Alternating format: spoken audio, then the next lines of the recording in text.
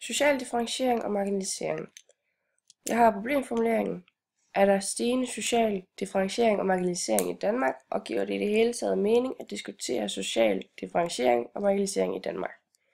For at svare på den problemformulering, så har vi 3 underspørgsmål. Og det første er, at vi vil redegøre for social differentiering og marginalisering. Herefter vil vi undersøge den sociale arv i Danmark.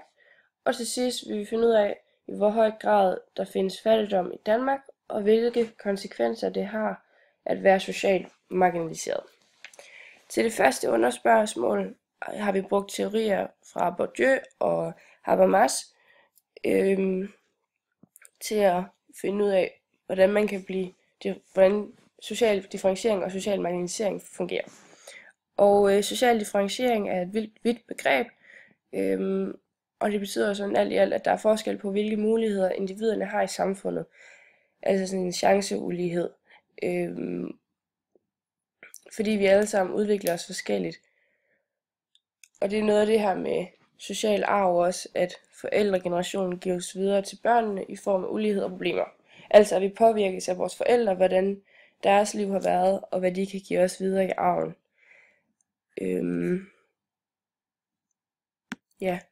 Og der er jo selvfølgelig ting, der spiller ind, som f.eks. misbrug og vold i familien, kriminalitet, arbejdsløshed og psykiske problemer. Så har vi marginalisering, som er nutidens underklasse, det vil sige arbejdsløse, overførselsindkomster og andre kulturelle baggrunde. Inden for marginalisering, så kan man snakke om systemet fra Habermas, hvor at samfundet behandler sine borgere som klienter eller objekter, så borgerne de kommer til at føle sig mindreværdige, altså at de bliver marginaliseret og bliver ligesom sat på sidelinjen. Og der er 7 kriterier, som skal opfyldes, for at man kan definere sig som en normal person, altså en, der ikke er marginaliseret. Og så kan man både være inde og ude af samfundet, man skal være inkluderet eller ekskluderet af samfundet. Og derudover er der også de nyliberalistiske og marxistiske forklaringer på marginalisering, hvor den nyliberalismen mener, at man skal tage vare på sig selv, så samfundet ikke skal være omklamrende, og staten motiverer ikke folk til selv at tage ansvar. Og den marxistiske er, at arbejdsgivere forsøger at få størst mulig profit. De ansætter folk med en høj effektivitet og stabilitet. Mennesker, der ikke kan gøre dette, udelukkes fra samfundet, da de ikke har mulighed for at få et normalt arbejde. Så det er igen den her beskrivelse af, at hvis man ikke er en normal person, så bliver man marginaliseret. Og det hænger også godt sammen med den sociale differentiering med, at vi har ulige chancer inden for samfundet, alt efter hvilke familie og sådan noget man kommer fra. Og det er jo så de teorier, vi har brugt. Og næste underspørgsmål, der vil vi lave en undersøgelse af den sociale arv i Danmark. Og vi har brugt en række bilag. Vi har brugt bilag 2, bilag 6 og bilag 9. Og så til sidst har vi brugt bilag 8 som sådan en opsamling. Og det vi ser i bilag 2, det er en tabel over disponibel indkomst i procent efter skat. Og på den her tabel, der kan vi se, at der er stor forskel på underklassens og overklassens disponible indkomst, hvilket giver sig selv. Og hvis vi tager udgangspunkt i finanskrisen, så kan vi se, at alle grupper har haft dårlig vækst under finanskrisen, udover overklassen, som har klaret sig godt, det vil sige, at de sådan set kommer fint igennem krisen. Og det her, det skaber jo så selvfølgelig et større klasseskel, da de andre klasser, udover overklassen, de går ned og får mindre vækst, dårligere vækst, mens overklassen sådan set klarer sig fint. Så det vil sådan sige, at alt i alt kan man konkludere, at overklassen er bedre til at komme ovenpå ud fra den her tabel. Og vi kan se, at fra 2009 til 2012, så ligger overklassen 11% over gennemsnit, mens underklassen ligger 5% under gennemsnit. Så vi kan se, at det er del over. Og så ud fra den her tabel fra bilag 2, så kan vi så se på bilag 6 og bilag 9. Og bilag 6, den handler om en enlig mor, som har en datter med en hjerneskade, og hun er selv slidgigt og kan derfor ikke arbejde. Og da hun ikke kan arbejde, så har hun rigtig svært ved at opretholde en rimelig tilværelse for sin datter og sig selv. Altså at hun bliver en lille smule marginaliseret, fordi hun ikke kan passe ind i normalsamfundet. Og et af de tegn, vi kan se fra teksten eller billedet, det er, at hun skriver eller fortæller, at hendes barn bliver nødt til, altså pigen bliver nødt til at droppe og gå til dans. Og det vil sige, at de altså ikke har råd til sociale aktiviteter, at de altså oplever afsavn. Og det er også det, at de kun lige kan betale deres udgifter. Og igen oplever de så, ud fra deres lave kapital, at de oplever afsavn på både mad og helbred. Så kan vi se fra deres habitus, at de er født ind, eller at pigen er født ind i et miljø med lav velstand, altså at hendes mor ikke kan arbejde og derfor ikke tjener sine penge, og hendes mor er hendes primære habitus, og de har lav økonomisk, kulturel og social kapital. Og vi kan jo se, at de forskellige ting sådan set fører godt til hinanden, i og med at de har lav økonomisk kapital. Så får pigen for eksempel lav social kapital, fordi hun ikke kan gå til dans og gå til de sociale begivenheder. Og fordi at moren har en lav kulturel kapital, får hun også senere hen i livet en lav økonomisk kapital. Så vi kan se, at de forskellige kapitaler sådan set hænger godt sammen. Men man kan dog diskutere, at de måske alligevel har en høj social kapital, fordi de har hinanden, og alligevel selvfølgelig har en god omgangskreds. Ja. Så har vi bilag 9, som vi også vil se på i den her undersøgelse af den sociale arv. Og her ser vi så på en anden samfundsgruppe, vi ser på middelklassen. Og teksten beskriver så, at flere middelklassebørn bliver marginaliseret, fordi det forventes, at de kan klare sig selv.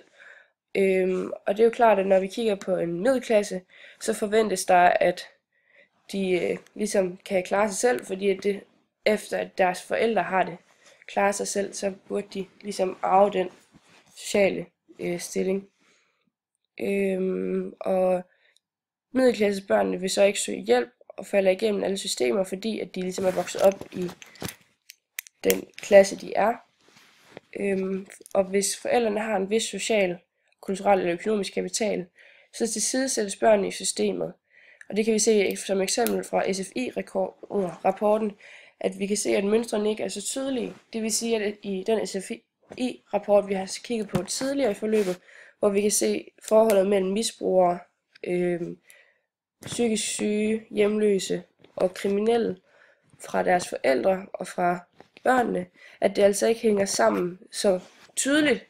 Altså der ikke er et tydeligt mønster i, at hvis børnene har problemer, at det er fordi, at forældrene også har det. Så derfor kan vi altså se, at det ikke altid er noget arveligt, socialt eller personligt. Og derudover så kan man komme med et eksempel, at hvis et barn for eksempel bliver psykisk syg, eller et middelklassebarn bliver psykisk syg, så kan de nemt blive afvist i det offentlige system, fordi at deres forældre har råd til den behandling, der kan kræves i det private.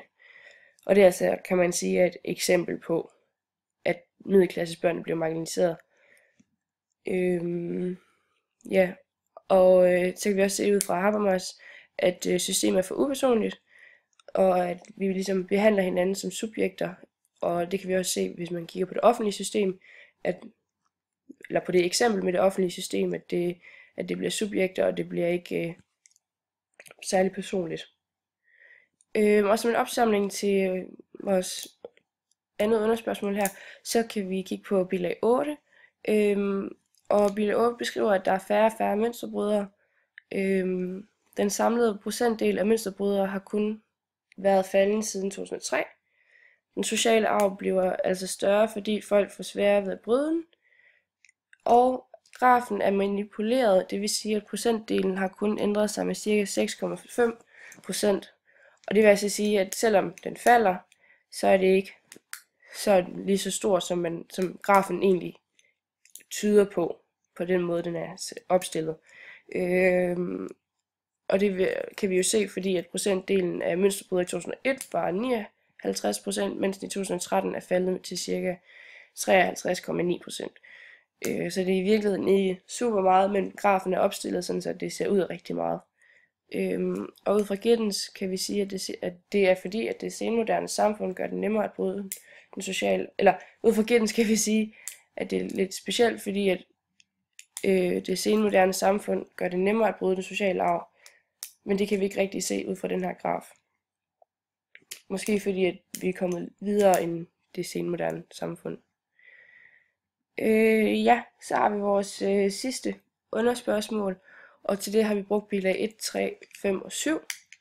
Og ved det her underspørgsmål vil vi finde ud af, i hvor høj grad der findes fattigdom i Danmark, og hvilke konsekvenser det har været, hvilke konsekvenser det har at være socialt marginaliseret.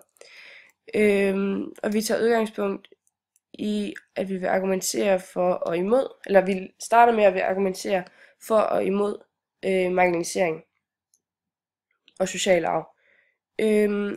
Og ud fra det, og det bruger vi så vores bilag til. Og for social arv og marginalisering har vi, at eliten ligesom sætter dagsordenen og fokuserer på de teoretiske uddannelser. Det medfører, at der kommer en større skel i samfundet. Underklassen har rykket sig endnu længere nedad, og det vil sige, at det bliver svært at være mønsterbryder og rykke sig ud af en klasse. Altså gør habitus, at man søger hen imod klassen, og man har mangel på økonomisk kapital. Imod det her med, at der er social arv og marginalisering, der kan vi sige, at der stadig er mulighed for at bryde ud af sin klasse. Man kan sagtens flytte sin position, og man kan ligeledes heller ikke snakke om ulighed. Så det er altså nogle argumenter for, at der er social arv og marginalisering, og imod, at der er social arv og marginalisering i vores samfund.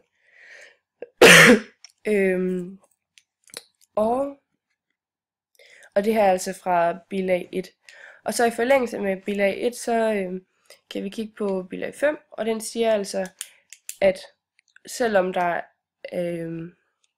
man er enlig med børn, så kan man sagtens klare sig, og man har gode muligheder for at leve sundt og leve et vist socialt liv, og at der derfor indgår til den her imod social arv og marginalisering.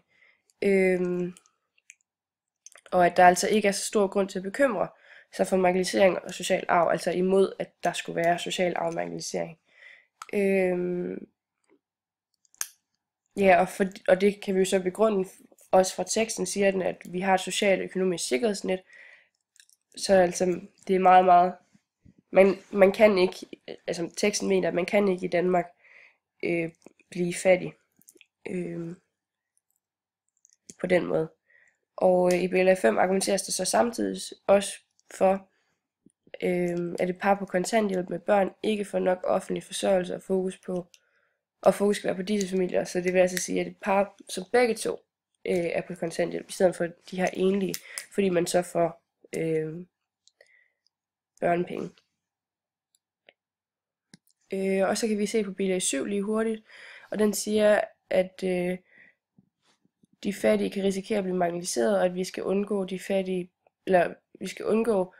de fattige bliver marginaliseret i trailerparker. Altså det vil sige, at den ligesom sammenligner med USA, hvor vi har trailerparker, hvor de fattige ligesom bor, og det skal vi ligesom prøve at undgå ved at undgå marginalisering. Bilag 3 svarer lidt på det samme, og viser også, at der i Danmark er økonomisk fattige, og de her økonomisk fattige, de får afsavn i deres liv, og det er altså et produkt af social marginalisering.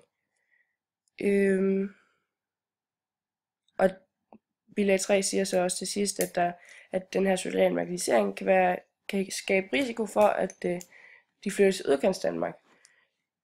Ja. Og så til sidst så har vi en konklusion. Den har vi jo selvfølgelig fundet på baggrund af vores underspørgsmål og de her bilag og vores teorier.